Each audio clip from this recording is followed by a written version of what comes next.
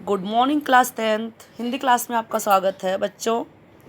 चलिए बात करते हैं सूर्यकांत त्रिपाठी निराला जी के जीवन पर, जो कि आपके कोर्स में है, जिनकी कविता बादल राग आपको पढ़नी है। तो बच्चों, सूर्यकांत त्रिपाठी निराला जी हिंदी के छायावादी युग के 4 प्रमुख स्तंभों में एक माने जाते हैं। 4 प्रमुख स्तंभ मतलब 4 मुख्य कवि जिन पर छायावाद का पूरा ढांचा टिका हुआ था। तो ये कौन कौन से थे 4 प्रमुख कवि?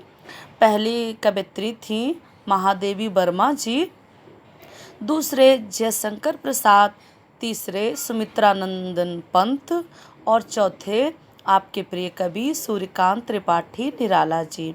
निराला जी का जन्म सन 1899 ईस्वी में हुआ था। जन्म स्थान था बंगाल का महिसादल।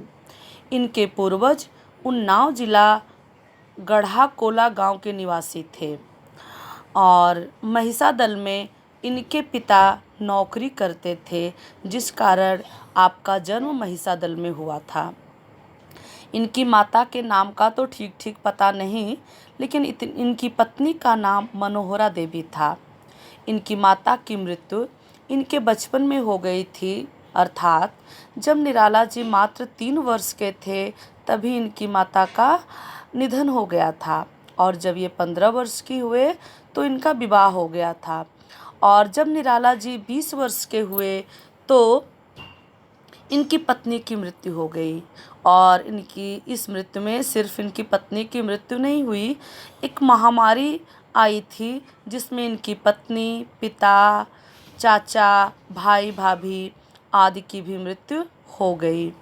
तो जो बाकी बचे परिवार थे, उन सब के जो पालन पोषण की जिम्मेदारी थी निराला जी के ही कंधों पर आ पड़ी। इनका संयुक्त परिवार था, चूँकि इनके चाचा का परिवार भी साथ ही रहता था, तो दोनों परिवारों में जो भी जीवित बचा सबके पालन पोषण की जिम्मेदारी निराला जी के कंधों पर पड़ी। लेकिन निराला जी ने कभी सच्चाई, ईमानदारी और अपने सिद्धांतों से समझौता नहीं किया।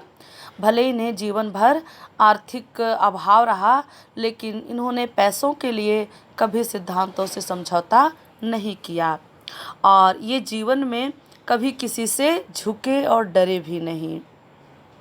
लेकिन इनकी जब पुत्री की मृत्यु हुई तो उस मृत्यु के बाद निराला जी बिल्कुल से टूट गए, क्योंकि इन्हें अपनी पुत्री से असीम प्रेम था।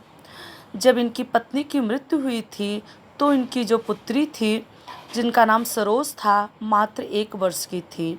उस समय तो सरोज के ननिहाल वालों ने उसके पालन पोषण की जिम्मेदारी ले ली। तो निराला जी के मन में कहीं न कहीं पुत्री की अच्छी परवरिश न कर पाने का जो क्लेश था, दुख था, वो मन में रहता था, जो उसकी मृत्यु के बाद बहुत ज़्यादा बढ़ गया। और फिर यही जो दुख है, सरोज की मृत्यु का दुख, इन्होंने सरोज स्मृति नामक अपनी रचना में व्यक्त किया है। आप कभी पढ़िएगा सरोज स्मृति, जो इन्होंने अपनी पुत्री के लिए जन्म से लेकर उसकी मृत्यु तक की बातें सरोज स्मृति में इन्होंने लिखी है। और यही दुख अंत में इनकी मौत का कारण बना। इनकी मृत्यु कब हुई? इनके जीवन का अंतिम समय इलाहाबाद में बीता। वहीं दारागंज के एक मोहल्ले में स्थित एक कमरे में 15 अक्टूबर 1961 को आपकी मृत्यु हो गई। निराला जी की जो रचनाएं हैं, चलिए उसकी बात कर लेते हैं। तो इनका काव्य संग्रह क्या है? इन्होंने काव्य भी लिखा और गद्य भी लिखा है, और दोनों ही क्षेत्रों में ये बेजोड़ रहे हैं। इनका काव्य संग्रह क्या है? देखिए, कविताएं अनामिका, परिमल, गीतिका, अणिमा, तुलसीदास, कुकुरमुत्ता, बेला, नए पत्ते, अर्चना, आराधना, गीतकुंज, सांध्यकली, अपरा आदि। इन्होंने उपन्यास भी लिखा। इनके उपन्यासों के कुछ नाम हैं यहाँ पर: अप्सरा, अलका, प्रभावती, निरुपमा, कुल्ली भाट, बिल्लेसुर बकरिया और काले कारनामे, चमेली, इंदुलेखा आदि। कहानी संग्रह, इन्होंने कहानियाँ भी लिखी। लिली, सखी, सुकुल की बीबी, चतुरी चमार आदि इनकी जो है प्रसिद्ध कहानियाँ हैं। इसके अतिरिक्त इन्होंने संपादन का कार्य भी किया था। तो धन्यवाद बच्चों, निराला के बारे में इतना ही।